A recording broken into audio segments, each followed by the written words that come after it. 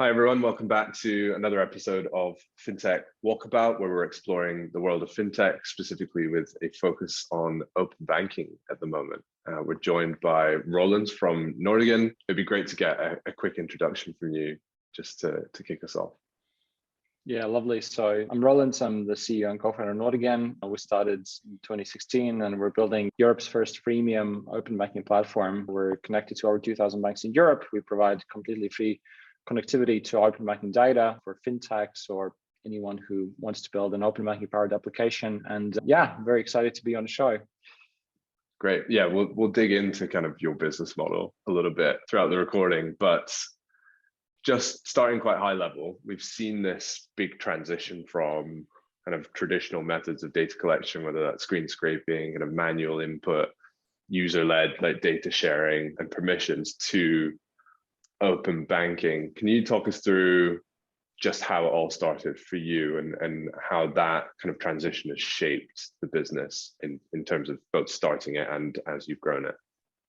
Yeah, absolutely. So when Nordigen started, it was started by me and my co-founder, Robert, and we kind of were two young, ambitious lads that wanted to build a better alternative to credit bureaus, which was quite an ambitious idea. When we were looking, and when we were looking into, how can you build a better alternative to credit bureaus, we stumbled upon the fact that people were sharing banking data with their lenders, and used to be in the form of kind of like printing out your bank statement and sort of, taking that pile of documents and submitting it to a mortgage lender or like a car lender. And back when we started, there was a lot of screen scraping on the market. And when we first heard about screen scraping, I think like everyone's first reaction is like, how can this be real? What you're told is you're not supposed to share your bank credentials with anyone, and here's a technology that is doing that at scale. But one thing led to the other, and so we started looking into this concept of well, how does the banking connectivity work, and what kind of data can you pull through? And Nordigen started as this idea that you should, when you get access to banking data as a lender, the biggest trouble that you have is to try and make sense of the data. And what we built was the first tools that turn raw transaction data into something that you can use to understand someone's creditworthiness. And so we kind of like started with that and scaled it across Europe as a service before kind of becoming our own open banking platform after PSD2 came live. So that's how we started. Okay, so very much a service-focused business around the data layer, because right now you are this freemium play, right? Come and access data points, and we'll help you with insights on top of that. What's been your kind of biggest challenge in setting that up? Do you think, kind of obviously starting quite high level, we'll get more granular as we go? Yeah, I think the biggest challenge was persuading everyone first of all in our team and then in our ecosystem that this has to be done. It's contrarian, to say the least. And that's because, well, if you think about open banking, like open banking as a concept is like, as a term, it's very new, but as a concept, it's been around since late 90s when the, first of all, German regulators were trying to invent new APIs that allowed sharing of banking information across different banks. Then Yodlee was founded in 1998, and they took the first generation of like these account aggregation companies to the mainstream. And then there was a wave of screen scraping across US. All of this started by basically building connectivity in places where it didn't exist and selling access to that connectivity. And then what we had to convince everyone about was that with PSD2, like that completely changed the way that the market should operate. PSD2 and then Open Banking Initiative in the UK, what they ask is that banks create these APIs and they give them away for free to anyone that has a license to connect to them. And then like building connectivity and selling it kind of no longer makes sense. Like you can still aggregate bank APIs and sell access points to those APIs, but then that has significantly less value. And so when we started building our own open banking platform, there was like lots of people that we needed to convince that this is a great idea. And still to this day, many people, when they hear that we're offering free connectivity, they ask us why. Because literally everyone else is selling that same thing, and why would you be doing all this work and connecting to banks and giving it all for free? Kind of what's the catch? And so that's kind of, it takes takes time for people to recognize that we're like actually undergoing a pretty big shift. And that shift is that we no longer need to build the connectivity. It's there, it's available, and it's built by banks.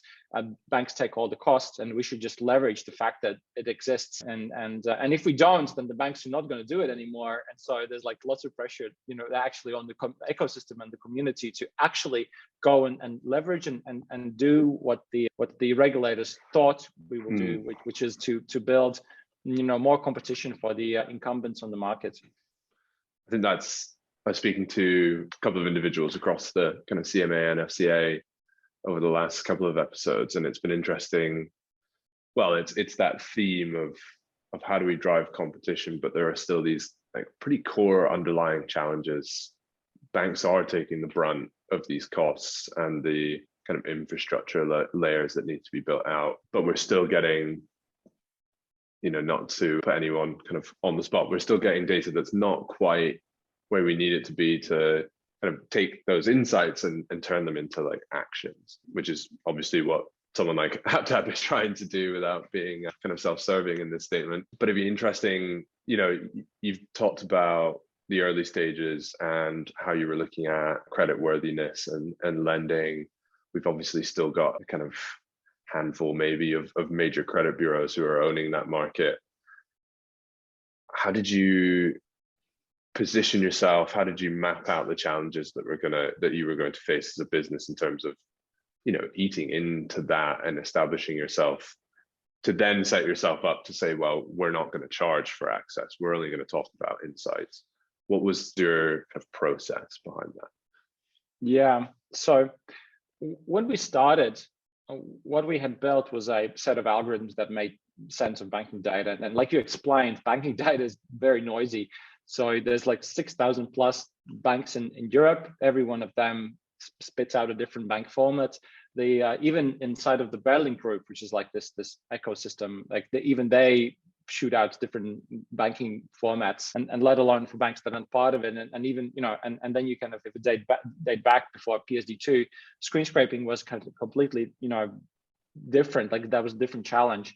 And not only the bank data was different, the banks were different, but also screen scraping as a technology is incredibly flawed. And if bank changes something on their interface, then like connection breaks, and you actually don't know if the connection is broken or there's something else happening with the aggregator. So there were lots of challenges in the early days, and arguably those challenges are still there. They just look different. The trouble with that is that, well, you have this plumbing, and you're able to connect to banks, but there's like this what you get is wastewater, and you need to build these filters in order to turn that wastewater into something that you can use for your everyday life, for drinking, for cooking, for washing stuff without poisoning someone. So that's then, and that is just something that needs to exist. And this is also the reason why we decided, for us, it was kind of like, I would say, inside of the Nordigen management team, it's very much a no-brainer that connectivity is a commodity, always been a commodity. It was just an expensive commodity in the early days, because screen scraping was expensive. Then later, reverse engineering was expensive. You had this talent that kind of like learned how to do it more efficiently over time. But until PSD2 came by and open banking APIs were live, it was very expensive, and then it suddenly became very inexpensive. And so like once that changed, for us, it was like a no-brainer. Like that's something that needs to happen. And also we recognize that's there's the expectation of anyone building a fintech app on top of open banking APIs that you plug into an API and you build this application on top. That's the expectation. There's 2 steps, really super simple. The reality is like you plug into an API, what you get is this wastewater. Then you have to build like this cleansing, mechanism in order to just do anything with the data, to do something with the data. And then like you spend a lot of time building that thing out until you can get to building that application on top. So once we realized that is the big problem, we realized that our core sort of competence really is in building these cleansing mechanisms, these filters that go from wastewater to drinking water.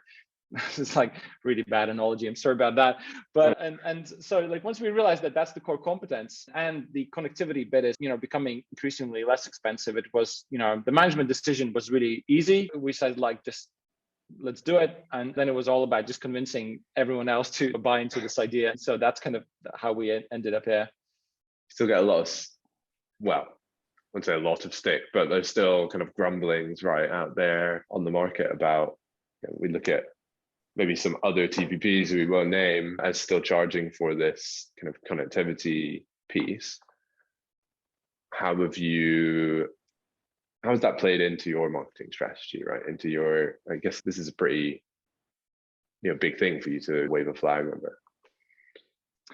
Yeah, we're actually up against some very large companies. And what we're saying is that like this thing is a total commodity, and why should you pay for something that is identically available for free with a completely different business model underneath? So for us, it has been an exciting journey. We're literally reading these textbooks about, how do you do challenger sales? How do you stand out in a market that's like extremely crowded? How do you position yourself when you know you have the better products, or the better pricing strategy, but then everyone else has more marketing euros to spend to protect their position. So that's been like a very interesting challenge from that point of view. What we kind of realized that it's there's no point of trying to convince people that don't buy into that idea just yet, and there'll be people who kind of are kind of the late adopters of these technologies. What we've found is a way to work with people that are excited about this and actually understand it. When we tell them like this, we offer this for free, and the immediate reaction is like, well, of course you should, because this thing is free, right? And then that, but that's finding very those people has been. That's very similar to the kind of consumer concept of like banking is free, right? Especially in the UK, maybe not so much in the States, but in the UK, I think most consumers will think like, why am I paying for a current account if that ever came to be? But then the banks are kind of like inhaling that. They're ingesting those costs. They're kind of overheading them. So, I think commercialization can be a bit of a contentious topic when it comes to individuals' data. But you've obviously focused on that layer and said that's free. Why not go for kind of I guess you are looking at like the premium APIs, right? What other kind of solutions did you weigh up? You've obviously mapped out, here's this big challenge. We think this layer of it should be commoditized so that we can then add kind of value-added services on that. Was there any kind of, not backlash, but was there a discussion on the other side of the table saying, no, I think we should be monetizing this? Or is it very much a kind of founders have agreed and we're going for it? Because obviously we're still seeing players go monetizing on connectivity as we've discussed. Yeah, I guess it's more of like a why the value added layer, and why is it that you can do it and no one else can? I suppose it's a very investor-y question. Yeah. No, it's totally forgiven. There's two ways how you can look at it. There's a way you can look at it, and like this is how all of the other open banking platforms have always looked at it, is that, well, you need to build connectivity in places where it doesn't work or doesn't exist, and that is a true service. You've spent your development hours doing that. You've taken sufficient risk, and you need sufficient return for that. And that has been around for like the last 30 years, I think. Ever since someone scraped someone's website and turned that into a service, then that's the business model that's always been there. Where we came into this whole space was from a completely different angle. We actually came into the space from an angle of the app user. The app user, or like the app builder, actually. The app builder is someone who doesn't really care about infrastructure. All they want is to build their application. For them, it really doesn't matter like who's doing the plumbing bits and what the plumbing is. What they want is the application to exist so that they can focus on the value they create for the end users. And if you look at it from that perspective, well, the world in which they have been living in is a world in which connectivity was an absolute luxury. Like actually, like no one could afford it. So like in the early days, beginning of 2000, it was so expensive, only like large financial institutions could afford to have it. And then, gradually over time, fintechs were able to get access to it. But then in like Europe has probably been something like 7 years behind US. And then like in US, fintechs could afford to use connectivity. And in Europe, you barely had like the fast screen scraping solutions picking up and doing something with it. But like, again, like, at first it was really, really expensive. And then there was like this inflection point where fintechs could start afford it. And what we saw was that there was like this, literally, if you kind of, take a line from like the, last, 5 years ago today to where, 5 years from now, what the price for connectivity is going to be, then that converges to zero very rapidly. And arguably when PSD2 kicked in, like it was kind of very close to that point already. So from a strategic point of view, when you're building something, if you know that thing, then you have to be ready to build something that is not just survives in that environment, but also thrives in that environment. And then we looked at all the other options, that were there, that you can build connectivity and you can sell it, or you can build connectivity and you can sell it for the cheapest price possible. But none of those options were guaranteed that you could build a sustainable business model that is going to sustain the next 10, 20 years in an environment where connectivity is free. And so I'm assuming that PSD2 remains in force, and like actually that regulated open banking continues to be free in Europe, then the only sustainable way for a platform like us to exist is to actually just embrace the fact that this thing is and has to be and will have to be free. So we've already done the work of building the thing, and we realized, well, it's actually, it's doable. So like that was kind of like a no-brainer for us. That totally makes sense, but it puts yourself, it's kind of a don't build for today, build for tomorrow attitude. And you mentioned with PSD2, open banking, almost helping us leapfrog over the technology that's screen scraping and is prominent in the US. That also leaves you in a position where, like, what if banks start charging for their APIs? What if they start to implement premium APIs? How is that going to implement or impact your approach? Is that something you'll just kind of pass on, or are there other layers that I'm missing here? Yeah. So when you think about like, why would that happen? Well, it's because they know they're going to drive value, right? They know they're going to drive value. To someone like us, so if a bank's selling data to someone like AppTap, we know that we can make £30 on an energy switch, for example. If we're not in partnership with them and cutting them into that, then they could very much turn around and say, well, you're using our data to do X, Y, and Z, make money, therefore we want a piece of that. So, sorry, revert back to the original question. Yeah, no, so like banks are in a weird position right now because they've been just forced to be here, and they've been told that like they're forced invited to the dinner and they have to pay for it. And right, dinner, like they're not having any fun. And so for them, like, well, they're not excited to build these APIs. They're not excited to become compliant and stay compliant, but they kind of have to. And then the question you're asking is like, well, under what circumstances would sort of like they will be able to flip this and start kind of getting some cuts from the value that's being created? And then what should the open banking platform of the future, how it should react to that change?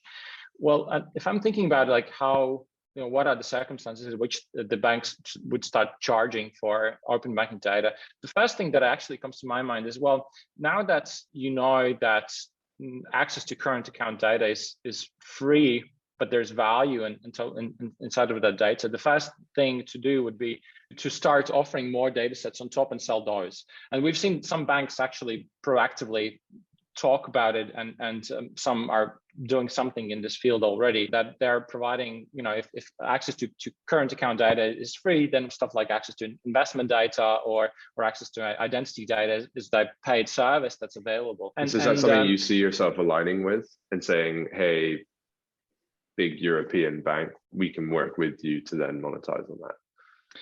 Yeah, well, our insight in this front is actually that what makes open banking in Europe great is that like this thing works across Europe, and you know what to expect in every single country. And you know that whatever happens, you'll be able to get these 4 data points coming from a bank's API. And some banks are going to give you more data points, but then there will be at least 4 data points that you can rely upon. And these are data points that are like access to a current account. So that is kind of that is what makes it so great, that planning to build a PFM or like a BNPL solution or something that helps people to switch from whatever services they're using today. Like you can trust trust that you'll be able to get some certain data points at any point in time from all these entities. The problem with these services on top that is that if you're a fintech, you kind of want all banks to offer a certain data point, and then unless they do, you're not interested to use that data point. So let's say Barclays launched a great data point that's kind of paid, and it's like actually amazing. It gives like lots of value. And the fact that Barclays alone provides it in UK doesn't really change the fact that, you know, it's still mostly unavailable. And so and kind of unless all the banks offer that same data point, then that's it makes the data points not usable, because you don't want to reject a portion of it. Yeah, exactly. And so that's why the initiatives, whenever a bank independently wants to launch an initiative like that, it's very hard for it to get traction, or the market that it reaches is low comparing to what it could be if all the banks in a certain country did it. So it kind of has to be a coordinated effort, and then for banks to sit together and coordinate between themselves that they'll be launching a data point at some point in time, and all agree on this, and it's hard. Unlikely. And so like, you know, that might be a scenario in which maybe we'll see paid open banking. Another scenario is that banks actually come back and say, look, like the cost that you've put on us and to build this thing is too high, and it's not worth the effort. And by the way, look at open banking adoption, it's kind of low, and there's some neobanks that already been, you know, using this angle and then maybe kind of like what we go back to is an era where it becomes expensive again to use this data. And then I think that kind of completely cancels out all of the effects that we've been seeing about, you know, how do you build sustainable competition to the retail banks? Because like open banking, the point of open banking is that it is challenging the incumbents and creating more competition in the market. And so if we let banks to sell data going forward, it'd be probably back to someone building screen scraping APIs. And that, I think, you know, the fact that there is this fallback option of someone building a screen scraping API, that I think is what is keeping the regulators excited to be pushing against these banks, to be telling them that, well, you kind of have to bear this cost, and sorry. But I think, you know, maybe we'll start to see more and more move into this infrastructure play. Okay, we've lost our ring fence around our customer data to a certain extent. What else can I do as a bank to monetize on my infrastructure the same way other people are now monetizing on my infrastructure? And I think we've seen the likes of like Starling do that, right, with their kind of banking as a service approach now going out around Europe, around the world. But just to zoom out a little bit, because I think probably you and I can both get caught in the weeds.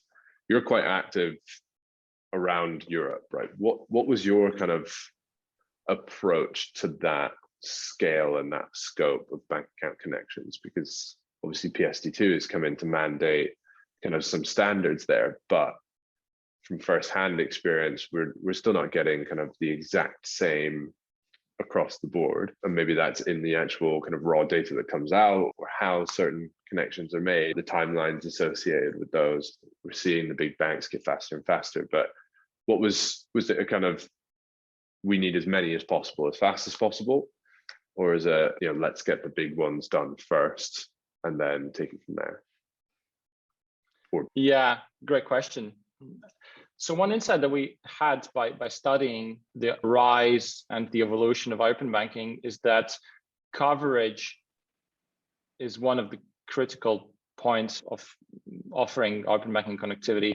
Again, so connecting to, you know, CMA 8 instead of CMA 9, then your platform is not entirely usable, because you're leaving out a pretty substantial amount of people who could be using a fintech app, and the fintech then does not want to use a platform that just, you know, we accept everyone except for someone that has a Barclays account. And so that's kind of, yeah, there was our insight. And so like building great coverage as fast as possible was really what we're trying to achieve. And we kind of went ahead and started building integrations in country by country, assuming that it's not going to be easy, or that we'll we'll find some, it's kind of like digging, like archaeology. You dig, and then you find some artifacts, and then you kind of have to figure out how do you kind of go further from there. So that was the mindset of what we had when we were going at it.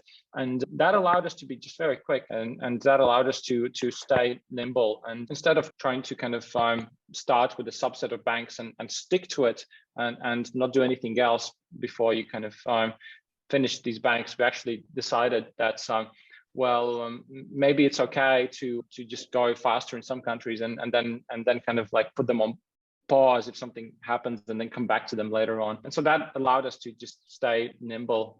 But like I don't think that that's kind of unique to us. I do believe that this is exactly how everyone in when you kind of think about it, it's like a very sort of organic way to think about development in general. So I don't think we did, we were very fast in kind of how we went from 0 bank connection to 2000, but I don't think we did anything that was absolutely unique to comparing to these other open banking platforms. It's just that we were like very focused, I suppose, and diligent. Lots of data coming through then, 2000 bank account connections. That's, I don't know if you're allowed to disclose how many consumers that really is, or if that's something you don't want to talk about. That's okay. Yeah, not yet. Can tell me. Yeah. Fair enough.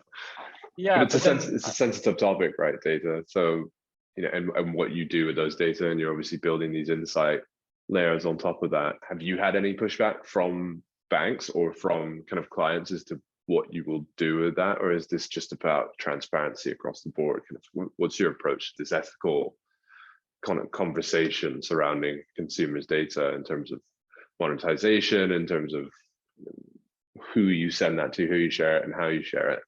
What's your approach been, and how has that differed kind of as you've moved around Europe? So one thing that I think is brilliant with open banking in Europe is that open banking came into force the same time that GDPR came into force. Yeah. And so that I think is amazing. And then the fact that GDPR actually came fast and people kind of like got scared, and they were like, okay, so, we should be privacy minded. And that was like everyone, not just businesses, but also consumers, because like consumers actually realized that data privacy laws have been around forever. What GDPR like literally did was take many of the same laws that existed and put a price tag onto the fact that if you do something often, then that's the fee that you have to pay in terms of a data breach. And so, but like that, the existence of that fee made a lot of things like just made everyone just focused on transparency. And then and also banking, what I think is brilliant is that it's kind of like it's all about what consumers sort of say that you can do with the data, and it's all consent based, and then those things are kind of like tied together. So that for us, kind of it made the job frankly pretty easy, because we are obliged to tell the consumers what we do with the data, and we're obliged to get the consent before we connect to their bank account. And also we're obliged by GDPR to work with our customers, the FinTechs, and tell them exactly how we do, what kind of methods we use for data processing. Like those things literally made it very, very easy that you actually, it has to be fully transparent. And another thing about the financial services space is that this end of the day, it's like a trust business. So we're building relationships with each other, among the businesses, among consumers, and you have to be really transparent, and just compliant is not good enough anymore. You have to be really transparent, and this is why you see so many large payments companies investing in so much in their brand, because you have to not just do things, but you actually have to show everyone how many good things you've done and how trustworthy you are. And so that's why there's financial services companies, they're so well recognized, and they advertise a lot on the TV. There's like certain layers and layers and layers of things you have to do in order to build this trust. So yeah, coming back to your question, it was kind of probably significantly easier for us than it was for anyone trying to build open banking in the early days of open banking in the year 2000, when you have to kind of invent and also because we use only real PSD2 data APIs, and we do not store user credentials, it makes so many things much more easier for us. We don't have to convince someone to give us their access to their bank accounts as it was 20 years ago. Sure. I mean, even today, right? That's still happening, whether or not it's in and around Europe, it's still happening. And that kind of blows my mind a little bit. I don't know about you. We've had so many kind of investor conversations or client conversations where it's, what about GDPR? How is that going to impact your business? And I fully resonate with your kind of perspective there, which is it's actually a really good thing. It's helped us be very clear in how we communicate what we do with your data, how we're going to send it to various parties, and for why we're doing that. But appreciative of time, so just wanted to kind of get some like quick fire, high level answers off you. First one being, does it matter whether or not individuals know what open banking is, like on a consumer level? It doesn't. It doesn't matter how card payments networks pipes work, as long as you can make a payment at a counter. It doesn't really matter, what ISO 27001 means for a consumer, as long as you know that the bank you're banking with is secure. So it absolutely doesn't. What I think matters is that people understand how it works, and that there's companies that they trust, those become the standard. And then that, and everything else kind of is up to the markets to regulate. So I'd agree on the trust element, but in terms of the like how it works, right? My question's more geared around, doesn't matter what we've seen, I guess, throughout the course of a number of like conferences, especially over the last like 6 months, various TPPs and banking infrastructure, or even banks saying, well, although X% are actually using open banking tools, only 20-30% of customers actually know what open banking is. For me, the big question is like, who cares? As long as they're getting value. So like, to your point, I agree around the trust, but not necessarily around the understanding how it works, because, but yes, to keep the ball rolling. So throughout our series, we're talking to kind of regulators, third parties, technical service providers, fintechs, banks, challengers, etc. And they've all got different perspectives on what kind of gets them up in the morning, what gets them excited. What's the kind of number one thing, not necessarily, specifically open banking, but in and around fintech? What's the kind of number one thing that's getting you so excited at the moment? Yeah, MasterCard announced last year that open banking adoption in US is 80%. So like 80% of Americans have used open banking. And then when we did like back of an envelope calculation in Europe, where our best guess is that it's kind of like 5 to 7% adoption rate across European citizens. And so what gets me excited is that we get to be part of this movement that takes it from the 5 to 7% that where we are today to the 80% that it could be. So that I think is the most exciting bit. So you've got access to all of this data, you've got a massively exciting opportunity, you've got this kind of intelligence layer. From a personal perspective, who's doing it best? Like, who's using your data, or who are you seeing out there? Don't say AppTap, because it's obviously the answer, but like, who, in your opinion, is using data in the most kind of like intelligent manner? Who's building some cool stuff out there? Maybe I can just speak to them. Yeah, like, what I think is there's two industries that are doing a great job today, and there's something that I think is going to be huge in the future. The two industries that are pretty big today on open banking is lending, because like open banking data is a great way to understand creditworthiness without having to use credit bureau data, which frankly is super limited. And especially for people that move across countries a lot, then they barely have any credit history. Their credit history is thin file in all the countries where they've lived. So that's one thing. The second thing is cash flow management, and that's both for businesses as well as for people. And that has been always big on open banking. That was like the original use case back in the days of Yodlee and MX. The Intuits and Exactly. And that still is strong today. And like, frankly, there's so much to do. Like what we're all trying to do is trying to kill bank statements. And so as a business owner, it sucks to send bank statements to your accountants on a monthly basis.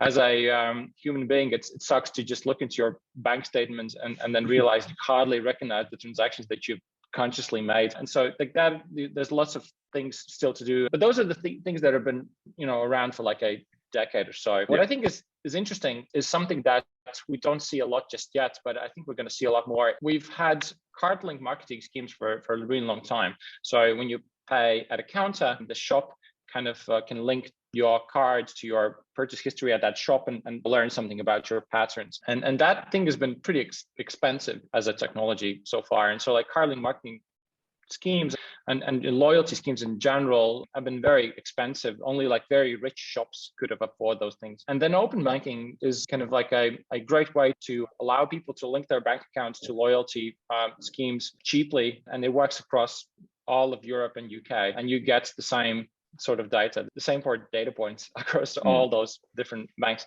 And then it hasn't been used today because it will take a while for consumers to get used to linking their bank accounts or anything.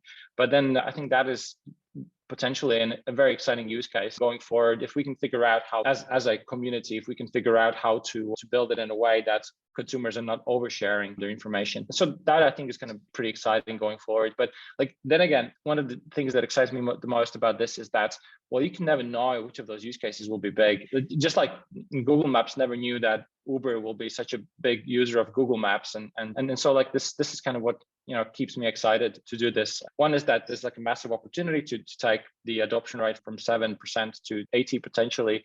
The other is that if one of those FinTech startups how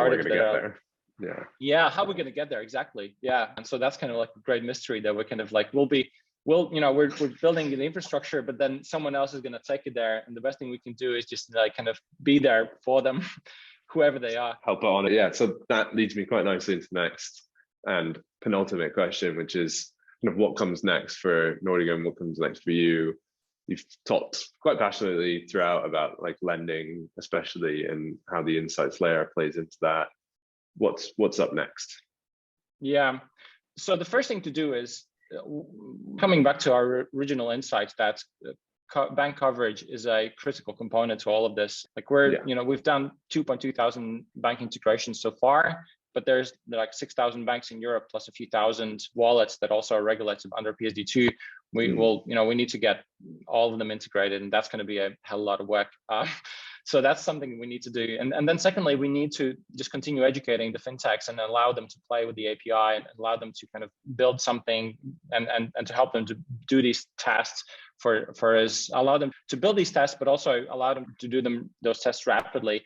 And that means that the service has to be absolutely inclusive. And that's something we're continuously working on, like which of bits kind of we build ourselves, which bits we help people to build, which bits we kind of allow people to build on their own time, and just trying to figure out how to make it work so that a fintech startup can come in and they can, they have an idea, they can test it out quickly.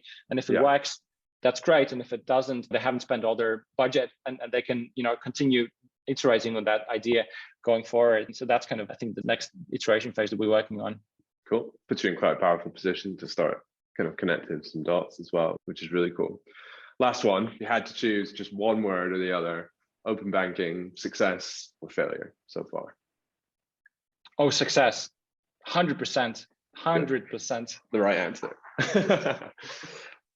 Great. Well, Rolands, thank you so much for joining me. It's been really insightful, really interesting. I've got like, my brain is like slowly getting bigger. I can feel it just speaking to you. Where can people find you? Where can people find Nordigen? Yeah. So people can find Nordigen by going to nordigen.com or just typing in Nordigen in Google. We're typically pretty high up on that keyword. And or you can connect with me on LinkedIn. Mesters. I'm more than happy to talk with anyone who connects with me about all topics open banking. Perfect. Well, this is us for this episode of FinTech Walkabout. Rolands, thank you again, and tune in throughout the course of the next few months, really, for more and more interesting individuals and companies joining us. Thank you.